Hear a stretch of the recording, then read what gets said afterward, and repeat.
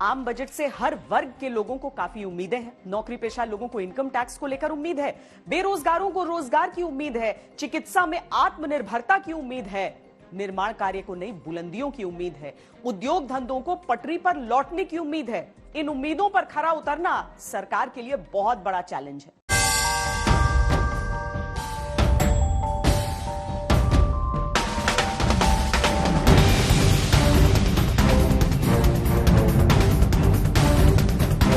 उम्मीदों की फहरिस्त लंबी है। इस बार के बजट में डेफिनेटली थोड़ी सी छूट, थोड़ी सी रियायत सरकार की तरफ से हम एक्सपेक्ट कर रहे हैं, क्योंकि वर्क फ्रॉम होम के चलते काफी लोगों की सैलरी में भी डिडक्शन हुआ है। ख्वाहिशों की लिस्ट लंबी है।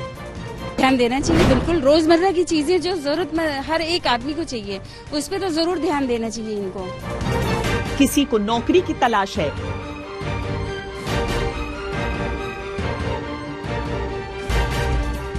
वुमेन एम्पावरमेंट के लिए मैं बोलना चाहूंगी कि जो जॉब्स वगैरह है वो थोड़ा सा और बेटर होनी चाहिए।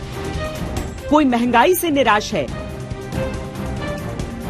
2 रुपए का चाहे हम बिस्कुट खरीदें, चाहे रेस्टोरेंट में खाएं, चाहे पेट्रोल भराएं, जो भी काम करते हैं टैक्स लेते हैं, अब और कितना टैक्स लेंगे। कहीं इनकम टैक्स में रियायत चाहिए। टैक्स को लेकर के आम आदमी, जो नॉर्मल एक आम आदमी है, वो बहुत ज्यादा गिरा हुआ है। वर्क फ्रॉम होम करने वालों के लिए टैक्स में एग्जम्पशन की संभावना हो सकती है। कहीं रियल एस्टेट में किफायत चाहिए।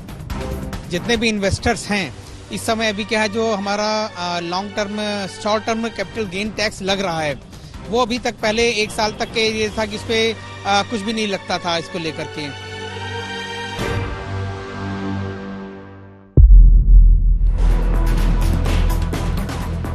जानकार मानते हैं सितंबर 2020 के बाद से अर्थव्यवस्था ने करवट ली है।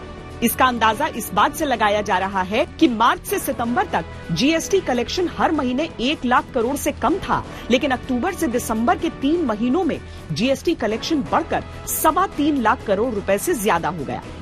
शेयर मार्केट में 1,40,000 करोड़ रुपए से ज्यादा का विदेशी निवेश आया, जो बताता है कि विदेशी निवेशकों का भारतीय कंपनियों पर भरोसा बढ़ा है। कुल मिलाकर कहा जा सकता है कि हालात सामान्य हो रहे हैं, धीरे धीरे ही सही, लेकिन इकोनॉमी संभलने लगी है, लेकिन ग्रोथ अभी भी जॉबलेस है। इस बजट में बेरोजगार बड़ी उम्मीद के साथ वित्त मंत्री से अपने पिटारे से ऐसी जादुई छड़ी घुमाने की उम्मीद कर रहे हैं कि देश के अलग अलग सेक्टर्स में नौकरियां मिलनी शुरू हो जाए।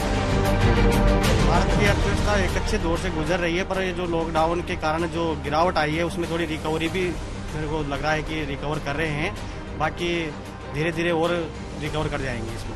रोजगार तो अभी बहुत सारे लोग अनएम्प्लॉयमेंट हो चुके हैं, जो जितने अनएम्प्लॉयमेंट हुए हैं उनको ही गवर्नमेंट रोजगार दे दे तो वो ही बहुत कुछ सही होगा। सर, रोजगार को लेके ये कि हमारा लॉकडाउन के बाद जो हुआ था, सबकी नौकरियां छूट गई थी। मेरा खुद का भाई है जिसके वजह से उनकी नौकरी छूट गई थी। लॉकडाउन में सबको मतलब सारा काम खराब हो गया था। तो मेरे सरकार से दुकान है कि अब जो बजट निकालने हैं उसमें रोजगार के लिए ज्यादा से ज्यादा अच्छे से प्रावधान किया जाए। मध्यम वर्ग उम्मीद कर रहा है कि इस बार भी सरकार इनकम टैक्स से जुड़ी कुछ घोषणाएं करेगी। उम्मीद की जा रही है कि टैक्स छूट की सीमा 2.5 लाख रुपए से बढ़ाकर 3 लाख कर दी जाए। साथ ही धारा 80C के तहत छूट को भी 1.5 लाख रुपए से बढ़ाकर कम से कम 2 लाख रुपए किया जाए। एक्सपर्ट्स ने मौजूदा टैक्स स्लैब में भी बदलाव करने की सलाह दी है। एक्सपर्ट्स का मानना है कि 10 लाख रुपए तक की आय पर टैक्स दर 10%, 20 लाख रुपए तक की आय पर टैक्स दर 20% और 30 लाख रुपए तक की आय पर टैक्स 30% होना चाहिए। उम्मीदें हैं और उम्मीदों पर ही तो दुनिया कायम है। काफी ज्यादा कंपनी कॉस्ट भी बच रहा है, तो I expect as a citizen, as a working person कि थोड़ी बहुत छूट मिले हमें टैक्सेस में, सो दैट बाकी खर्चे हम मैनेज कर सकें उसके साथ। टैक्स का तो बिल्कुल मुझे लगता है जो छूट दी जा रही है बहुत अच्छी छूट दी जा रही है। इस समय जितने भी लोगों को टैक्स दिया छूट दिया जा रहा है, मेरे ख्याल से स्टैंडर्ड डिडक्शन ही 50,000 का दिया जा रहा है। तो 5 लाख तक वैसे इनकम टैक्स फ्री है, तो वो तो इतना ठीक है काफी। इनकम टैक्स में जो छूट सीमा है उसको बढ़ाकर 5 लाख किया जाना चाहिए। कोरोना की वजह से दुनिया को एक नया वर्क कल्चर देखने को मिला, वर्क फ्रॉम होम। कई इंडस्ट्रीज ऐसी हो गई हैं जो अब स्थायी तौर पर वर्क फ्रॉम होम कल्चर को अपना सकती हैं। ऐसे में ये संभावना जताई जा रही है कि सरकार की ओर से ऐसे कल्चर को प्रोत्साहन देने के कदम उठाए जा सकते हैं। वर्क फ्रॉम होम एक बहुत प्रैक्टिकल सॉल्यूशन साबित हुआ है, तो उसको मोटिवेट करने के लिए वर्क फ्रॉम होम करने वालों के लिए टैक्स में एग्जम्पशन की संभावना हो सकती है। देश में कोरोना का कहर अब भी बरकरार है, लेकिन अब इससे लड़ने के लिए टीकाकरण कार्यक्रम शुरू हो चुका है। पर देश में लोगों को टीका लगाने का खर्च सरकार पर भारी भरकम बैठ रहा है, यानी वित्त मंत्री को करीब 60,000 करोड़ रुपए का अतिरिक्त बंदोबस्त करना है। जानकारों का मानना है कि ज्यादा टैक्स देने वाले करदाताओं से ही इस राशि को जुटाया जा सकता है। वैक्सीनेशन की वजह से देश का एक्सपेंस या खर्चा बढ़ेगा, तो शायद ज्यादा पैसे वाले लोगों पे वेल्थ टैक्स की लगने की संभावना हो, या टॉप स्लैब इनकम टैक्स वालों पे शायद हायर टैक्स या सेस लगने की एक संभावना है। एविएशन सेक्टर को कोविड-19 की वजह से बड़ा नुकसान उठाना पड़ा था। क्रेडिट रेटिंग एजेंसी ICRA की एक रिपोर्ट के अनुसार एविएशन इंडस्ट्री को अपनी क्रेडिट रेटिंग और नुकसान से उबरने के लिए 2021-22 के दौरान 37,000 करोड़ के अतिरिक्त धन की आवश्यकता होगी। ऐसे में एयरलाइन कंपनियों को उम्मीद है कि सरकार कोई ऐसा कदम उठाएगी जिससे इस मसले को हल किया जा सके। क्या इस बजट से प्रॉपर्टी को बूस्ट मिलेगा? क्या घर खरीदारों को राहत मिलेगी? क्या अफोर्डेबल हाउसिंग को बढ़ावा दिया जाएगा? ये सवाल है रियल एस्टेट सेक्टर के। रियल एस्टेट को उम्मीद है कि इनकम टैक्स एक्ट 80C के तहत टैक्स छूट का दायरा बढ़ाया जाएगा।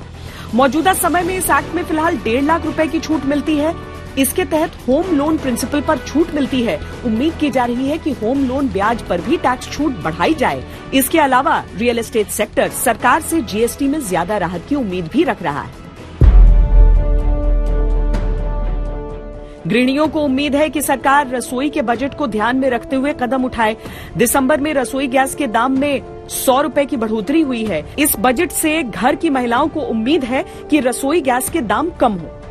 ये तो हर एक कहेगा कि महंगाई, सब जिससे आप पूछोगे वो सब बोलेंगे कि महंगाई तो कम होनी चाहिए, क्योंकि महंगाई कम जब तक नहीं होगी तो लोग सेविंग कैसे करेंगे अपने घर के। हाँ, ये है कि सामान तो थोड़ा महंगा हुआ था, लेकिन अब भी थोड़ा थोड़ा लाइन पे आ रहा है कुछ, लेकिन महंगाई तो थी पहले बहुत ज्यादा।